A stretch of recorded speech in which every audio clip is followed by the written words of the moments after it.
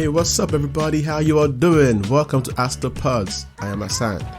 Alright, good news. The girls that were kidnapped have been released safe and sound. You know, on my last podcast I talked about the 317 schoolgirls that was kidnapped in their dormitories in Zamfara state in northwestern part of Nigeria. Those girls have been released according to what the state government said, and I also have pictures to back that up. And the government has said that they did not pay any ransom for the release of these girls. I don't know how true that is. Personally, I don't believe that. And payment of ransom does not have to always be in form of cash. It could be in so many other forms, and so I know that something must have happened for them to have allowed them to get those girls back to their parents safe and sound. Now, on this podcast, like I said, that is the good news, and I want to take a second to appreciate every one of you on my TikTok and all my social media platforms, Pods, on Instagram, Twitter, YouTube, and also on TikTok, especially TikTok. The outpour of support and love for this very event is amazing. It's astounding to me because we have more than how much now? More than 12,000 views of that particular post about these girls that were kidnapped. Now, so a big thank you to every one of you. Now, the issue is this. The president said that they will not be paying any ransom, and he also said that ransom payments will continue to prosper kidnapping. So that's what Buhari, the president of the Federal Republic of Nigeria, says. Now, this is what I have divided this particular episode into 4 different parts. One is I'm looking at the conditions of their release, which I just mentioned just now. Second one, I'll be talking about the body language of the government's body language, and I'll also be looking at how come this thing has become a growing and a thriving industry in Nigeria. I'm talking about kidnappings and all that. And lastly, what's the way forward? Because if I do all those criticisms and I cannot provide any solution, you will be like, this boy, man, he's just talking out of his mind. Well, so quickly, we're going to find a way to make this fast. So now, there are so many angles to this, guys. There are so many angles to this. And I think I can go on for a whole full day talking about this issue alone because it has historical implications, it has geographical implications, it has religious implications. And, you know, on Pods, I just give you the information how I see it. I read a lot of information and I just try to narrate it the best way I can. So, and I don't care about really stepping on toes because I'm just offering my own opinions. You know, there's nothing personal really. Now, so let's look at the conditions of these girls that were released. Like the government says, they said that there was a peaceful dialogue. That's the governor of the state of Zamfara state. His name is Bello Matawali. It says, today we received the children who were under captivity since Friday. I initiated a peace accord, which yielded a positive result. No ransom was paid to anyone. I insisted that we were not going to give anything to any of them. That's what the governor of Zamfara state says. He said that he insisted that we were not going to give anything to any of them. No ransom was paid to anyone. Bello Matawali.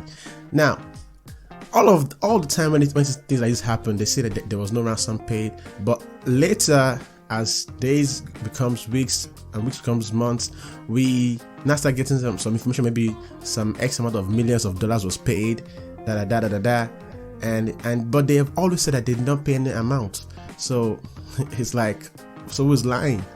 But according to reports from SB Morgan, a Lagos-based geopolitical research consultancy, it says that at least $11 million was paid to kidnappers between January 2016 and March 2020. Again, at least $11 million was paid to kidnappers between January 2016 and March 2020. So I'm not saying that this government paid money, but I'm just like, that industry is a multi-million-dollar industry. And kidnappers will not go and kidnap girls or boys in schools without having the mindset of collecting some major ransom in exchange. Anyway, now let us look at this issue from this point. The conditions, they said that it was just peaceful dialogue, nothing happened.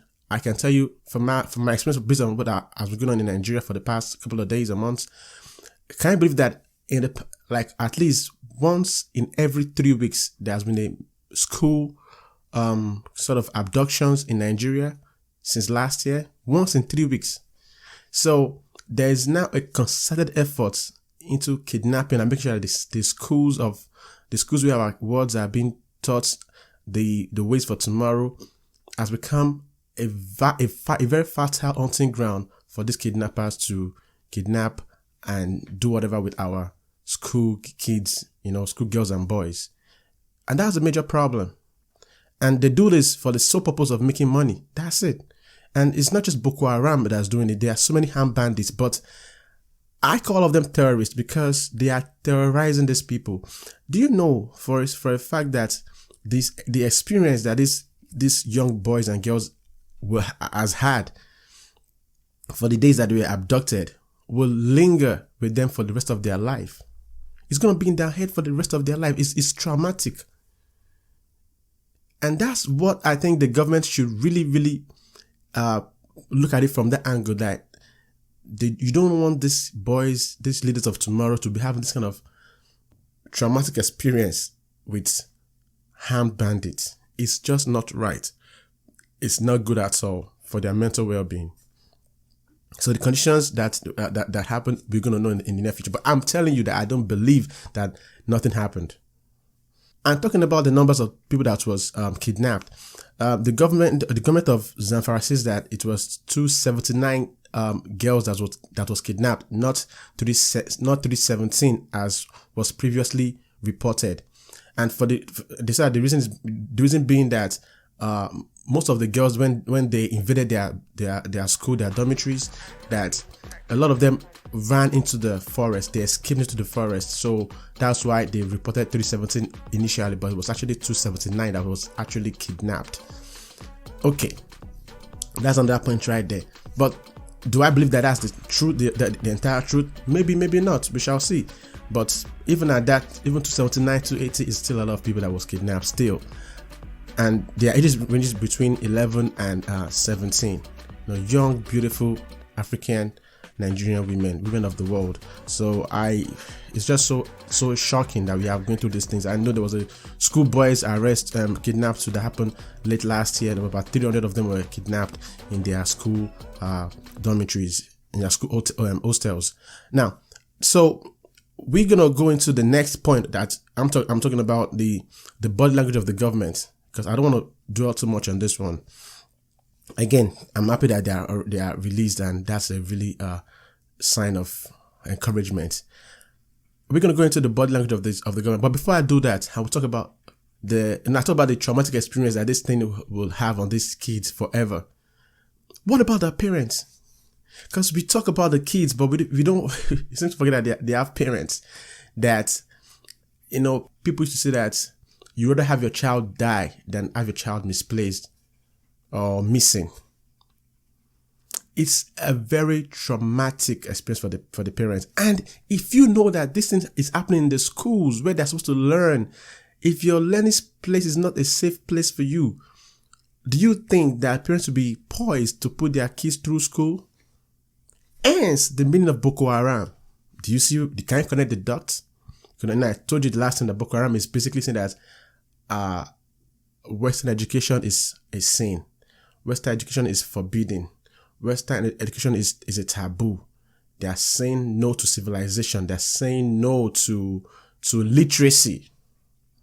So now, if they've made it clear that if you take your child to school, we're going to kidnap them and there'll be a ransom to be paid, and then you may even lose your kids and stuff like that, and they may become child soldiers, like that's the fact too. That's what's going on too.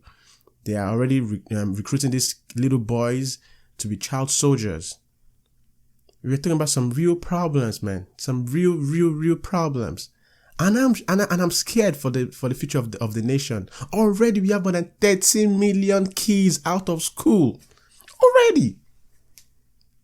And with all these incessant abductions every 3 weeks, very soon nobody will be going to school in the northern part of the country. And what does that portend for the future of the nation? There is an ideological undertone to this as well. And I put all the faults on the table of the leaders of these regions, of their political leaders, of their religious leaders. Because now back to the point of the government body language. So a lot of political leaders, I'm talking about government, some of their clerics and all that, they are advocating for a blanket, amnesty for the armed bandits. They don't call them terrorists. They call them everything but terrorists. They are armed bandits. They are herdsmen. They are foreigners. They are misunderstood people. They are disgruntled citizens. They call all sorts of names but terrorists. You want them to give them blanket amnesty. God Almighty. So you're basically saying that all their sins and transgressions should be expunged from their record. That's what you're saying. And that is a slap to the face of the Nigerian people. In a country where we have millions, is it 2 million people that are internally displaced? In a country where we have more than 13 million kids that are not going to school, and then you are calling for a blanket amnesty for these people that have caused all this pain and mayhem to these people, you should be ashamed of yourself. If you're a cleric leader, if you're a governor, if you're a president, if you are whatever the hell you are, you should be super ashamed of yourself. And you should have no reason to be talking to have a microphone in your mouth or trying to address the people, because you are definitely a garbage person or people, as the case may be. I don't care. Listen, what I advocate is for an ideological change, for these so-called political leaders and clerics and all those people to now begin to engage with these people and make them have a rethink, not just for the purpose of having everything, but there should be wealth in this region. When people can make money and live a good life, they are most likely going to drop a life of crime and violence for a better and more, kind of secured one. Okay? That should be done. But those that have committed crimes and that, if they are arrested, let them be tried. Let them be tried. Because they have offered this amnesty, they have offered this, this kind of reintegration and all that. But to what result? It has either no result so far. Unlike the Niger Delta amnesty program, that they told them to bring their guns and return, their sins will be forgiven for vandalizing government properties. That's of the oil explosions that we had back then during the time of our best president in Nigeria's history, President Musa Umar Yar'Adua, of blessed memory. So that's what is going on. This one is different. These ones are unrepentant. These ones are bloodthirsty bandits. They don't care. They are terrorists. When I say terrorists, what does that mean? It means that people that do things that are terrorizing others. And yes, Nigerians have been terrorized for more than 10 years now. That's the point. All right. So the bottom line of the government is that they are calling them all sort of names, but terrorists, and they are pushing for an amnesty, a blanket amnesty for everybody and anybody that's done something that is bad. And it's like they are rewarding the evil people, and they are not really looking out for those who have been victimized all this while. That's how I see it. And there must be a balance. Now, the next one I want to go quickly is the point of why are we in this situation where abductions, kidnappings, invasion of people's farmlands and killing people, the Fulani herdsmen, the robberies and all those things. How do we get here? Because of all these industries, the one that is most thriving right now is the kidnapping industry. They keep abducting people from left, right, and center. Before, it used to be a case of the oppressed kidnapping the oppressor. You know what I'm saying? But now they know that they can kidnap a bunch of school kids and they'll get a good money for it. And do you remember that I said in the last podcast that Buhari himself, the present president of Nigeria, Buhari himself, back in the day when he was still trying to vie for office, when he was vying for office before he got elected this time around, he made a statement back then, like I said in my last podcast, that those who make peaceful transition impossible will make a violent transition inevitable. So these people, these leaders themselves, they are the sponsors. They know these people who are committing these heinous crimes in the nation. They are the people that they use to perform those criminal activities during the election period. If Buhari had not won that election, the country would have been in complete disarray right now, because there would have been a civil war in that nation. And if you have that kind of power to cause a civil war in a nation, I guess you have the power to stop this nonsense that's going on right now in the country. Because it's so easy to get guns in Nigeria. It's so easy. Everybody has access to a gun. So you give all these thugs these guns, now it's hard to get the guns out of their hands. And because you know them and they know that you know them, you cannot even arrest them no more. But if it was some peaceful, young, educated Nigerians that are protesting a civil issue, you know how to clamp down on them. But when it comes to these harmed people that are terrorizing your people, you will not do anything about that. You will not say nothing about that. And that's a problem that we're having in the nation of Nigeria. Now, quickly, what is the way forward? Okay? The way forward is that poverty must be addressed frontally. Okay? The people that have committed these crimes should know there should be a different body language from the government. And I don't think this group of leaders can do that, because I feel honestly that those who can actually change Nigeria will be a new group of leaders. And that means we have to revamp our political architecture in Nigeria and security architecture. But politics first, so we can have the right people in the right places and they can start making right moves. But what they can do right now, Nigeria can do right now, is to begin to address the issue of poverty. When you take poverty out of the equation and now people are more productive and they can see the return of their hard work that they put in every day and night, there will be less criminal activities going on. Second thing I think they should do in Nigeria, unlike the mistake that our founding fathers made back in the 60s, 1960s, is that every child in Nigeria, especially in the north, should get compulsory education. Because with that education, they'll be empowered to have their life, to know that their lives, their future is in their hands, and they can go get what they want to get in their lives. Because some of the best people are from that region. We are very smart people, we are very great people, and we are very prideful people.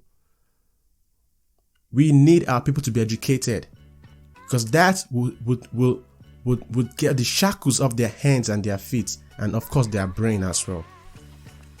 And until we do these things, educating our people and eliminating poverty alleviation programs, and also making that our people are productive and engaged and sincerity in terms of the government's body language, we will begin to see some meaningful progress in the nation.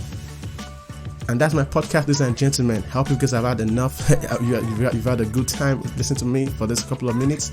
And please be safe out there. And I'll be coming up with some new content very soon as well. I remain Hassan Raju. Thank you and bye for now.